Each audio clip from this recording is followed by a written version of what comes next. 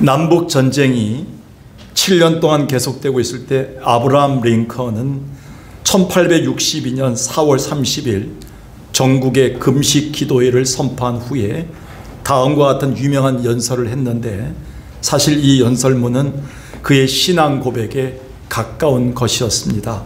여러분, 지금 우리 미국의 비극은 우리가 하나님을 떠났기 때문입니다. 이 비극을 종식시킬 수 있는 길이 있다면 우리가 다시 하나님께로 돌아가는 길밖에 없습니다. 이제 하나님께로 돌아갑시다.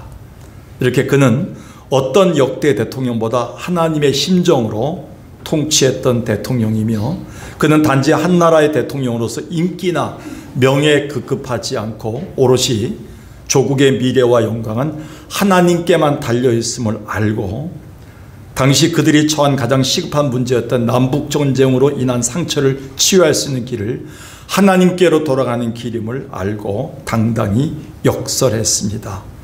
이제 우리에게도 이러한 과제가 주어진 듯합니다.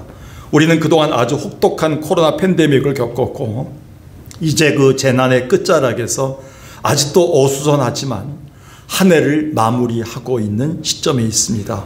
그런데 이러한 팬데믹을 지나면서 그리스도인인 우리에게 아주 분명한 것은, 이 엄청난 팬데믹을 통해 우리의 주권자 되시고 창조주이신 하나님이 이 시대와 우리에게 무언가를 계속 말씀하고 계신다는 겁니다. 그것은 우리 인류의 역사를 볼 때 역사의 주관자 되신 하나님이 14세기에 유럽에 닥친 흑사병으로 인해 온 나라가 고통 가운데 있을 때나 20세기에 일어났던 1, 2차 세계대전으로 인한 큰 재난과 비극 속에서도 우리 인류가 반드시 깨닫고 새겨야만 하는 메시지를 분명히 전달하셨듯이 말입니다. 그러면서 동시에 그 시대를 살고 있는 그리스도인들과 교회가 창조주 하나님의 속마음을 세상에 전달해야 되는 시대적 사명을 가지고 있다는 것입니다. 사실 이것은 일찍이 이사야 선지자가 이스라엘 민족이 패망하고 포로로 잡혀가서 소망이 없을 때 하나님의 약속을 붙들고 전했던 메시지 속에서도 발견할 수가 있습니다. 이사야 43장 5절 6절에 보니까 두려워하지 말라, 내가 너와 함께하여 내 자손을 동서남북에서 다 모아올 것이다. 이스라엘 민족이 다 죽고 멸망하고 끌려가고 이제 아무것도 없는 것 같았었는데, 하나님은 숨겨둔 자들, 자기의 자녀들, 남은 자들을 긁어 모을 것이다. 그리고 이렇게 얘기합니다. 7절에 가서 내가 그들을 지은 목적이 있고 살려둔 목적이 있다. 내가 그들을 창조한 목적대로 살게 하겠다. 그들을 내게 오게 하라 라는 주님의 약속을 담아 주셨습니다. 얼마나 벅찼겠습니까? 민족이 위기고 멸망했고 이제 끝난 것 같았는데, 하나님이 이 약속을 통해서 동서남북에서 하나님의 백성들을 모아주시겠고, 하나님이 하실 일들을 이제 그 사람들을 통해서 하시겠다는 확신을 주고 계신 겁니다. 얼마나 벅찼겠을까요? 이미 우리는 지난 주일의 설교에서도 우리가 복을 받을 이유가 있다면 그 무엇보다도 첫 번째가 하나님의 백성 되었기 때문임을 우리가 알게 되었습니다. 그렇다면 우리가 분명 이 시대에 하나님의 백성이 되어 복을 받은 자가 됐다면 당연히 우리에게 주어진 사명이 있다는 겁니다. 그것은 역대하 기자가 우리에게 이미 이 사명과 존재의 이유를 말했듯이 우리는 이 말씀을 명심해야 됩니다. 역대하 7장 14절은 코로나 기간 중에 우리가 가장 많이 보았던 성경 구절입니다. 내 이름으로 일컫는 내 백성들. 그러니까 하나님은 자기 백성들을 굉장히 중요하게 여깁니다. 내 이름으로 일컫는 내 백성들이 악한 길에서 떠나 스스로 낮추고 기도하기만 한다면, 근데 우리는 아직도 교만합니다. 우리는 오만방자합니다. 한국 기독교가 얼마나 무례합니까? 기도원을 짓는다고 불법을 행하고, 산을 다 깎아버리고, 국립공원을 다 훼손하고, 어떻게 뇌물을 줘가면서 기도원 수양관 짓겠다고 교회를 불법으로 건축하는 거 얼마나 무례합니까? 이제는 오만방자면서 나와서 겸손하게 무릎 꿇고 회개하고, 이제 낮은 자에서 교회 이름조차 드러내지 않고 우리가 이 사회를 섬길 때가 되었죠. 그럴 때가 돼서 기도하고 나를 찾게 되면 그때 너희들을 통해서 이 땅을 고칠 것이다. 주님은 약속하고 계십니다. 왜 이 땅에 수많은 교회가 있는데 서울 강남의 한복판에서 성폭행이 일어나고 사기 사건이 일어나고 수많은 사람들을 죽이는 테러가 일어납니까? 여러분, 그것은 아직도 우리를 통해서 하나님이 이 땅을 고치지 못하고 있는데 우리가 오만방자하기 때문에 그렇다는 겁니다. 그래서 이 연말에 하나님이 우리에게 주신 말씀은 하나님의 교회와 하나님의 성도들이 이제 제대로 하나님의 마음을 알아서 하나님의 뜻을 끝까지 바라시는 마음을 해드리는 것밖에 없다고 하나님의 마음을 전달하고 있다는 것입니다. 그래서 아마 그런 면에서 바울이 오늘 성경에서 디도에게 보낸 편지, 디도에서 말씀을 통해 이러한 면을 잘 보여주고 있습니다. 특히 오늘 본문인 2장 14절을 보면 그 간절한 마음이 잘 담겨져 있는데 2장 14절은 이렇습니다. 그가 우리를 대신하여 자신을 주시면 모든 불법에서 우리를 속량하시고 우리를 깨끗하게 하사 선한 일을 열심히 하는 자기 백성이 되게 하려 하심이라. 이 성경이 옛날 성경, 개역 성경에 보면 친백성이 되게 하셨다. 하나님 우리 백성들을 그냥 흔한 백성이 아니라 내 친백성을 만들어줬다. 이렇게 얘기합니다. 친정 아버지는 한 번밖에 없지요. 마찬가지로 하나님이 우리에게 친백성이라 했기 때문에 하나님의 백성은 우리밖에 없다는 겁니다. 우리 백성을 삼으신 이유는 선한 일을 열심히 하기 위해 세웠는데 악한 일을 행하고 있다는 겁니다. 아직도 제대로 하나님의 마음을 알지 못했다는 겁니다. 하나님 그래서 오늘 우리에게 자기 백성이란 말을 쓰는 거예요. 자기 백성, 친백성. 이 말은 개역성경엔 친백성으로 되어 있지만 헬라어로는 라온 페리우시오입니다. 소중하게 둘러싸여 보호하는 자기의 소유된 백성을 말하는데 하나님의 은혜와 관심과 긍휼과 돌보심으로 보물처럼 아끼는 백성을 강조한 것입니다. 즉 바울은 당시 그레네 섬에 그 교회에 홀로 남아서 유대주의와 거짓 교사들과 싸우며 복음을 지키고 있는 디도와 성도들을 향해서 그럼에도 불구하고 그들이 하나님의 자기 백성답게 당당히 하나님의 뜻을 깨닫고 그렇게 살아야 함을 권면하고 있습니다. 아마 이것은 오늘 우리에게 바라시는 하나님의 진짜 마음일 수가 있습니다. 왜 올해가 다가가기 전에 하나님은 2주 전에 이 말씀을 부족한 종에게 통해서 흘려주실까요? 오늘 본문의 내용은 분명합니다. 그렇다면 하나님이 자기 백성된 우리들에게 끝까지 바라고 계시는 것은 무엇일까요? 세 가지를 기억하겠습니다. 첫 번째는요, 우리를 통해서 하나님의 은혜가 나타나기를 바라고 계십니다.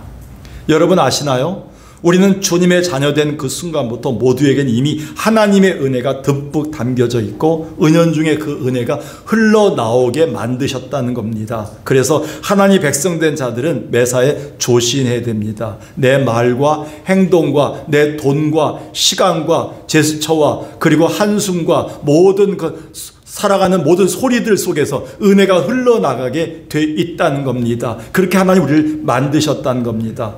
이 은혜란 우리 스스로 해결하지 못했던 절망적인 죄의 문제를 아들 예수 그리스도로 말미암아 친히 십자가에서 담당케 하심으로 이젠 당당히 우리가 하나님 백성으로 자녀로 살게 하시게 하는 그 힘을 얘기합니다. 우리는 그런 힘이 없어요. 하나님의 아들을 통해서 주신 그 은혜, 그게 바로 우리가 당당하게 오늘도 하나님의 자녀로 살게 된 힘인데, 그래서 우리에게는 하나님의 은혜가 나타나게 되어 있다는 겁니다. 그래서 11절을 보겠습니다. 모든 사람에게 구원을 주시는 하나님의 은혜가 나타나, 이렇게 나옵니다. 안 나타나면 다시 돌아봐야 됩니다. 수십 년 신앙생활한 거 어디서부터 문제가 생겼는지 다시 돌아봐야 됩니다. 오늘부터. 여러분의 말과 제스처와 여러분의 얼굴과 첫 인상이 하나님의 은혜가 나타나게 되어 있다는 겁니다. 여러분 스스로 몰라요. 죄송하지만 옆에 계신 분한테 막 물어보셔야 됩니다. 목사님 매주마다 제 얼굴을 볼 때 은혜가 나타나나요? 여보, 같이 살면서 내가 은혜가 나타나냐? 나타날 리가 있어? 마귀가 나타나지? 이러면 큰일 납니다. 오늘부터 다시 살아야 됩니다. 우리가 주님의 마음에 하나님의 은혜가 나타나게 되어 있다는 겁니다. 하나님의 은혜가 나타나는 것이 하나님의 마음이라는 거예요. 14절에 봅시다. 하나님의 친백성, 하나님의 자기 백성들에게는 선한 일을 하기 위해서는 이 은혜가 나타나야 된다, 이렇게 강조하고 있는 겁니다. 얼마나 기가 막힌 말씀일까요? 하나님의 은혜가 나타났을 때 우리는 하나님의 자기 백성이 되고 백성답게 살아갈 수 있는 힘이 있다고 얘기하는데 이게 쉬운 일일까요? 당시 그레데 교회뿐 아니라 그들이 사는 곳은 경건한 삶 자체가 힘든 곳이었습니다. 이에 우리는 1장에서 그 단서를 찾을 수 있습니다. 그 그레데 지역의 그 등 상황이 이렇습니다. 1장 11절 12절을 보겠습니다. 그들의 입을 좀 막아라. 이런 자들이 더러운 이득을 취하려고 마땅하지 않은 것을 가르쳐 가정을 온통 무너뜨리는구나. 그 당시에 교회에 모였던 사람들이 가정이 깨지고 있었습니다. 그 이유가 있었어요. 뭐냐면 그레데 교회 안에는, 그 지역 안에는 하나님을 제대로 믿을 수 있는 자기 백성들이 없어요. 그들의 삶에 뭔가 문제가 생겼는데 12절에 보니까 그 옆에 그레데 사람 중에 한 선지자라 한 사람이 이렇게 얘기했다는 거예요. 그래서 우리의 그 성경학자들에 의하면 이 한 사람은 에피메니데스라는 선지자랍니다. 그 사람이 이렇게 얘기했답니다. 그레데인들은 항상 거짓말장이고 악한 진승이며 배만 위하는 게으른 뱅이다. 하나님의 교회 성도들이 모이는데 거짓말쟁이들이 모이고 짐승 같은 사람이 모인다는 거예요. 여러분 요즘 세상을 보십시오. 짐승보다 더합니다. 사람들이 그런 짓을 합니까? 강남 한복판에서 멀쩡한 부부들이 돈 15만 원, 20만 원씩 내고 들어가서 다른 부부들과 함께 생활을 하는 거예요. 이게 뉴스에 나왔더라고. 깜짝 놀랐습니다. 이런 세상을 살면서 우리는요, 고지식인들, 교수들, 의사들, 그리고 참으로 대단한 그 한국의 높은 계층의 사람들이 그 일들을 즐기고 있다는 겁니다. 이 사회에 무엇을 가르치겠습니까? 그중에 교육자들도 있다는 거예요. 그런 분들이 하나님 앞에 나와서 11조하고 감사하고 찬양하고 그럴 수 있겠습니까? 그레데 교회가 그랬다는 거예요. 자기 배만 위했다는 거예요. 앞으로 여러분들 교회에서 떡 같은 거 나오고 교회에서 선물 같은 거 나오면 여러분만 챙기시면 안 됩니다. 교회 이웃과 주변 사람들, 선교 사람들 많습니다. 가난한 사람 많습니다. 그런 사람들에게 나눠줄 수 있는 것들 챙겨야 됩니다. 우리가요. 하나님의 교회는 자기 배만 채운 사람들이 게으른 뱅이가 될 수가 있어요. 이게 그리스도의 교회의 모습이었어요. 이것 때문에 은혜를 막았다는 거예요. 은혜가 막힌 교회 얼마나 괴로울까요? 오늘도 이제 전기가 부족해서 의정부에서 오시던 전철이 한번 섰답니다. 아까 보니까. 그리고 저희 교회 차단기가 2번 떨어졌는데 지금도 한 번 떨어질 위기에 있습니다. 지금 우리나라가 순간 전압으로 지금 엄청나게 많은 전압을 쓰고 있습니다. 차단기에서 떨어지고 있는데 여러분 은혜도 막히면 이렇게 문제되는 겁니다. 전기도 막히면 문제되는데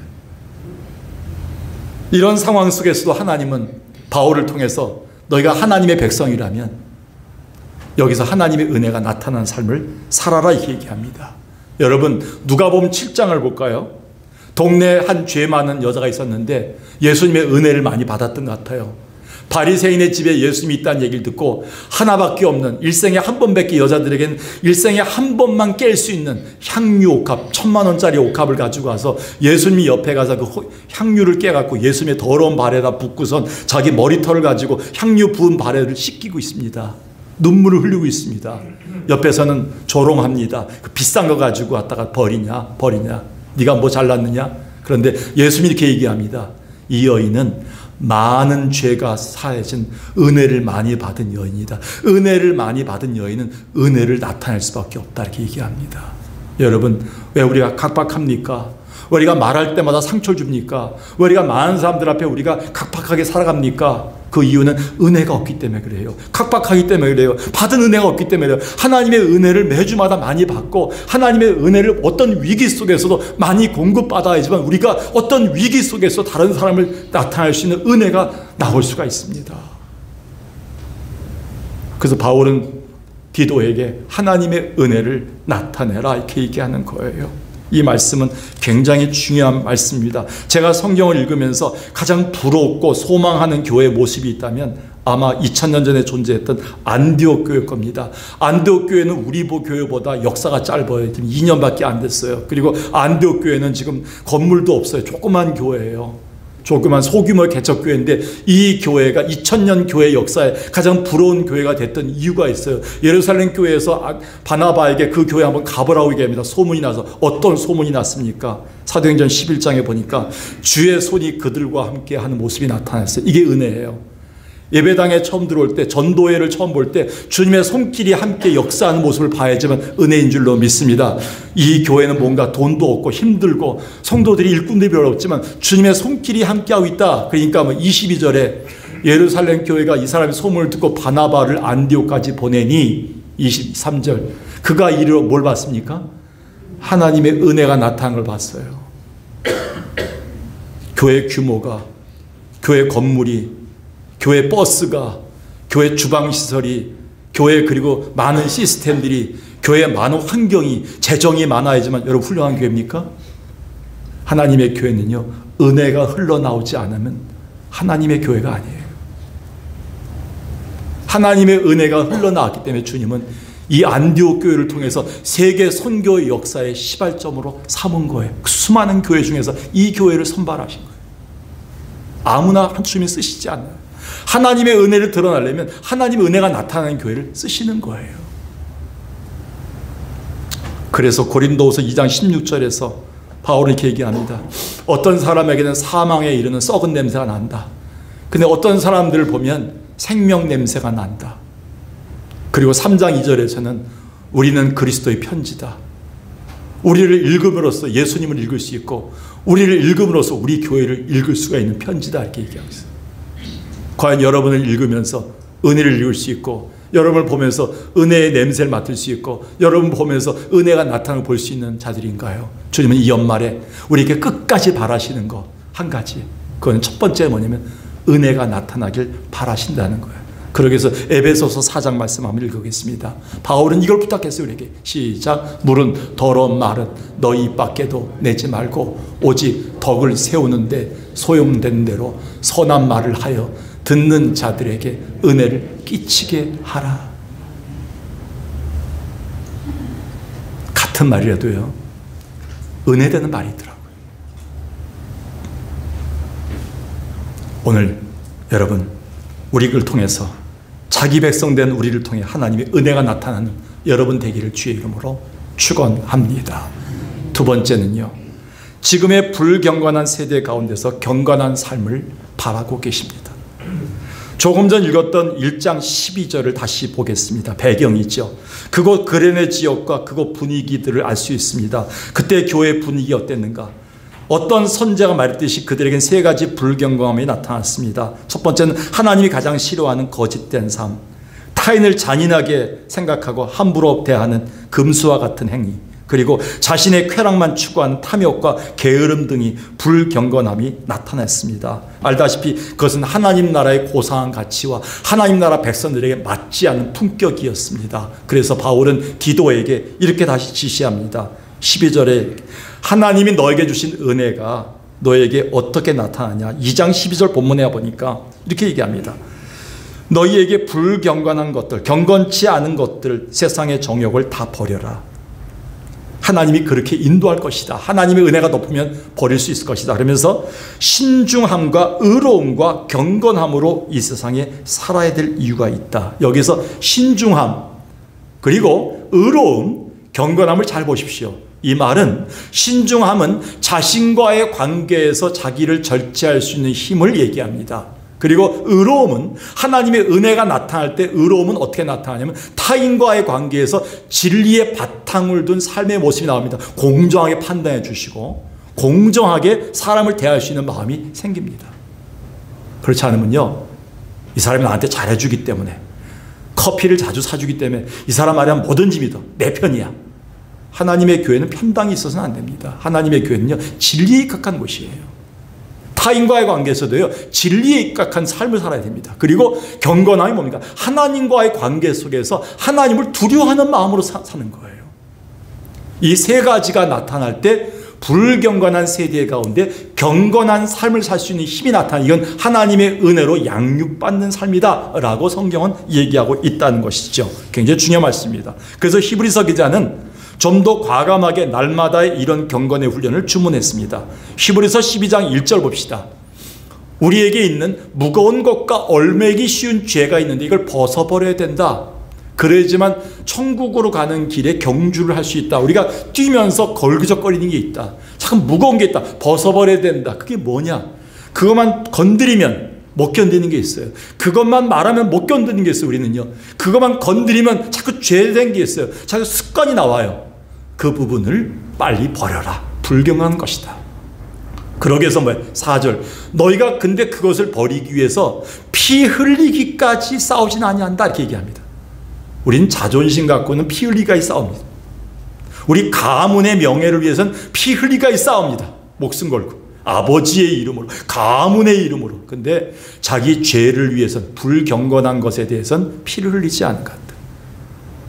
히브리서 기자는 우리에게 내 안에 있는 불경건한 것들을 버리기 위해서 오늘도 피 흘리면서까지 싸워야 될 이유가 있다, 이렇게 얘기합니다. 그게 하나님이 바라시는 것이다. 올해가 다가기 전에 여러분 속에 있는 잘못된 습관들, 하나님이 싫어하는 죄된 습관들, 말투, 그리고 삶, 습관, 태도, 그리고 가지고 있는 모든 삶의 그 형질 속에서 거짓된 것들을 우리가 버리는 것들을 피 흘리기까지 했어야 된다. 우리 히브리서 기자는 우리에게 얘기합니다. 야고보는 한 걸음 더 나가서 우리에게 구체적으로 하나님이 바라시는 경건을 이렇게 얘기합니다. 야고보서 1장 27절입니다. 하나님 아버지 앞에서 정결하고 더러움이 없는 경건이 뭐냐? 어떤 신학교 가니까, 지금 그 신학교가 없어졌는지 몰라요, 3개월 만에 목사 자격증을 준대요. 3개월 만에 목사가 된대. 집사님 들어갔는데 3개월 만에 목사 안수를 받고 나와요. 그것 때문에 한국교회가 지금 많이 욕먹고 있죠. 근데 그 신학교는 처음 들어가서 1개월 동안 하는 게 목소리 훈련이랍니다. 그래서 옛날에 들어갈 때 집사님 했었는데 나올 땐 집사님 이렇게 한대. 머리가 항상 이렇게, 머리에 포마도 같은 거 바르고 이렇게 신청 같은 거 두르고 탁 나온다. 그게 거룩입니까? 그게 경건입니까? 발걸음이 달라진 게 경건입니까? 목소리 다는 경건입니까? 매주 기도원 가는 게 경건입니까? 아니올시다. 하나님이 바라시는 진짜 경건은 환난, 어렵고 힘들 때, 교회가 힘들 때라도 고아와 과부들을 돌아보는 일이에요. 그리고요, 자기 자신을 이 세상과 동화되지 않고 자기를 지켜내는 일이에요. 거룩하게. 하나님 그것이 경건이다, 이렇게 얘기해서. 얼마나 구체적입니까, 하나님께서. 구소련이 스탈린 통치 아래 있을 때 콘라드라는 유태인 의사가 있습니다. 그는 정치범으로 수용소에 있었는데 어느 날 죽음을 앞둔 중환자로부터 이런 전도를 받습니다. 당신은 어디로부터 와서 어디로 가나요? 예수님이 주시는 영생의 소망을 품으면 죽음은 전혀 두렵지 않습니다. 지금 당신은 예수를 믿어 영생의 소망을 품어야 됩니다. 결국 그는 죽어가는 환자의 이런 간곡한 전도를 받아 예수님을 믿게 되었고, 그날 이후부터 죽음을 앞둔 암 환자들을 돌보면서 그가 만난 예수님을 소개합니다. 사실 수용소에서 죽어가는 암 환자를 치료하고 예수까지 전하는 것은 불가능하고 불법이었지만 그는 최선으로 암 환자들을 돌보고 그들에게 예수님을 소개했습니다. 결국 그런 안타깝게도 누군가의 참으로 사주를 받은 사람에 의해서 피살됩니다. 잔인하게. 근데 그가 살렸던 그 암 환자 중에, 소망의 말씀을 들었던 중에 한 사람이 구소련을 깨우고 세상의 지성을 깨웠던 자, 바로 1970년 노벨 문학상을 수상한 알렉산드로 솔제니친입니다. 그는 자기를 치료해주고 예수를 소개해준 콘라드의 뒤를 이어서 수많은 글을 써서 조국 러시아를 일깨웠고, 결국 추방당했지만 목숨을 걸고 예수를 전하는 자로 살았습니다. 한 사람의 경건한 삶이 온 세상을 경건케 하는 깨움의 도구가 되었습니다. 그렇습니다. 하나님은 우리가 지금 불경건한 세대를 살고 있는 걸 알고 계십니다. 그럼에도 오늘 전상일 목사를 통해서 이 말씀을 주신 이유는 하나님의 자기 백성된 자라면 경건한 삶을 살 것을 말하고 있습니다. 그래서 바울도 아주 힘든 세대를 살았던 1세기 그리스도인들에게 오히려 이런 책임 있는 삶을 명령했습니다. 그게 갈라디아서 6장 9절 10절입니다. 우리가 선을 행하되 낙심할 수 있는데 그러나 포기하지는 말아라. 때가 이르면 하나님이 거둘 것이다. 그러므로 우리는 기회 있는 대로 모든 이에게 착한 일을 하라. 목사님, 돈이 있으면 하겠습니다. 목사님, 자식이 장사가 잘 되면 내가 그때부터 하겠습니다. 목사님, 저 몸이 괜찮아지면 좀 그때부터 봉사하겠습니다. 아니올시다. 바울은 우리에게 지금 당장 선을 행하되, 어려울 때 힘들 때 선을 행하되, 기회 있는 대로, 지금 살아있을 때 숨이 넘어가기 전에 하나님 앞에 기회 있는 대로 선을 행하라고 말하고 있습니다. 이게 경건한 삶이 아닐까요? 오늘 우리가 불경건한 세대 가운데서 하나님의 자기 백성된 자라면 경건한 삶을 살아내는 자 되길 주의 이름으로 간절히 축원합니다. 마지막 세 번째예요. 주님 다시 오심을 기다리는 소망의 삶을 말합니다. 사실 이런 소망의 삶은 말세를 사는 하나님 백성된 자들에게 가져야 될 재림 신앙을 말합니다. 그래서 당시 1세기의 우리 신앙의 선배들은 그 어려운 핍박과 불경건한 세대 가운데서도 서로의 안부를 묻거나 성도의 인사를 할 때는 언제나 마라나타를 외쳤습니다. 마라나타 뜻이 뭡니까? 주께서 지금 오고 계십니다. 고린도후서 16장 마지막 절과 요한계시록 22장 마지막 절을 장식하는 이 축복의 내용인데요. 거기에서 딴 건데 뭐냐면 Come, O Lord, 주님 어서 오시옵소서. 이 말에서 성도들에게 힘들 때 어려울 때마다 그 핍박받는 성도들을 향해서 귀에다 대고 인사했습니다. 마라나타, 집사님 주님이 오고 계십니다. 힘내세요. 주님께서 오고 계십니다. 권사님 힘내세요라고 마라나타 이렇게 얘기했어요. 한번 인사해볼까요? 한번 마라나타. 그것도 다 주관 목소리로 마라나타. 다 말아먹습니다. 그러니까 좀 하고 마라나타. 옆에 사람 깜짝 놀랐죠. 시작. 마라나타. 주님께서 오고 계십니다. 여기엔 두 가지 뜻이 있어요. 지금 디도서 2장 13절을 봅시다. 보니까 복스러운 소망을 주셨는데 복스러운 소망 속엔 두 가지가 들어있어요. 하나는 뭐냐면 우리가 주님 나라 갈 때 영생 받을 소망이 있고 그와 동시에 예수 그리스도가 다시 이 땅에 오셔서 심판하실 것에 대한 예수 다시 오심에 대한 재림에 대한 소망이 있어요. 그걸 복스러운 소망이다 이렇게 얘기하는 거예요. 그래서 이 소망을 장차 주실 그 소망이 있지만 기대하며 살 때 우리에겐 힘이 된다고 얘기한 거죠. 그래서 그리스도인들의 또 다른 이름은 뭐니까 소망을 주는 자, 소망을 친히 보여주는 자입니다. 그래서 소망쟁이라고 얘기합니다. 그래서 예수쟁이, 소망쟁이란 말을 여러분 두려워하지 마십시오. 그래서 우리는 소망을 주는 자입니다. 그리스도인의 또 다른 이름은 소망을 주는 자. 교회 다니는 우리 엄마, 교회 다니시는 우리 아버지의 또 다른 별명은 소망을 주는 부모님이다. 소망을 주는 아버지다. 소망을 주는 어머니다. 이게 우리의 별명이 되어야 된다는 거예요. 근데 교회만 갔다 오면 성경책 집어던지시고 한숨부터 쉬시는 엄마 보면서 소망쟁이라고 하지 않습니다. 늘 교회를 왜 다녀 엄마는? 아버지는 교회를 왜 다녀? 날마다 싸우고 날마다 한숨 쉬면서 왜 다녀? 말하지 않아도 그렇게 얘기할 수 있어요. 우리 친구들이 그렇게 얘기할 수 있어요. 우리는 소망을 주는 자예요. 그래서요 빌립보서 1장 20절에 바울은 내일 당장 죽을지 모르는 순교의 상황 속에서 이렇게 얘기합니다. 나의 간절한 기도와 소망을 따라 너에게 말한다. 내 몸에서 죽든지 살든지 내 안에서 예수만 드러나기를 원한다. 여러분에게도 기대와 소망을 따라 살아야 돼요.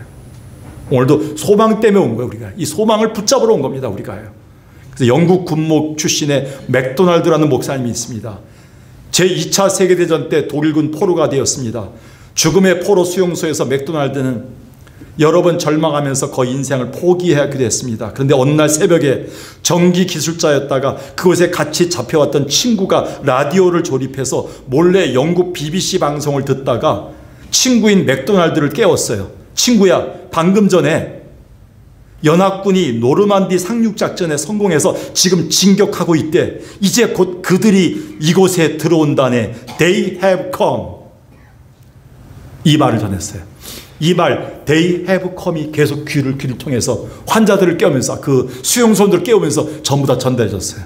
그 다음날 아침에 모든 수용소의 포로들이요 기쁨으로 가득 찼어요.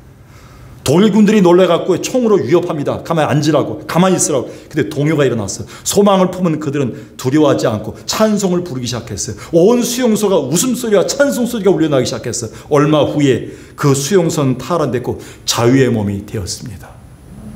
여러분, 오늘 우리에게는요 이것과는 비교할 수 없는 복스러운 소망이 있습니다. 여러분, 예수님이 다시 오십니다. 여러분은 구원받은 자들입니다. 영생을 주실 것입니다. 하나님의 이 복스러운 소망을 우리가 품고 있다면 하나님의 자녀된 자로서 우리는 소망을 나타낼 이유가 있다는 겁니다. 여러분, 오늘 우리는 하나님이 자기 백성된 자들에게서 소망의 삶을 바라시는 것처럼 우리 입술에서 오늘도 소망을 말하고 찬송하기를 원하고 계십니다. 이 몸의 소망 무언가 우리 주 예수 분일세 우리 주 예수 밖에는 믿으니 아주 없도다.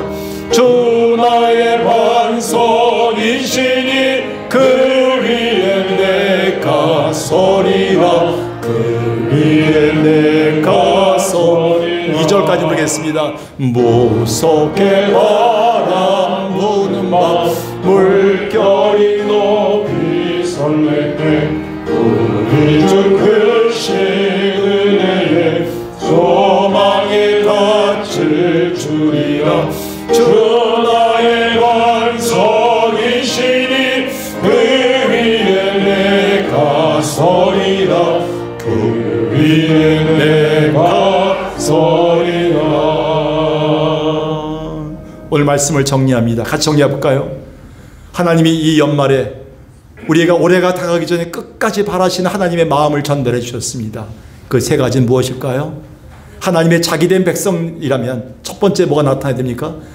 우리에게서 하나님의 은혜가 흘러나와야 돼요. 두 번째 뭡니까? 지금 불경건한 세대를 살면서 거기에 뭐예요? 경건한 삶을 살기로 원하셔요. 그리고 우리가 주님 다시 오심을 기다리는 뭐가 나타나야 돼요? 소망의 삶이 나타나야 됩니다.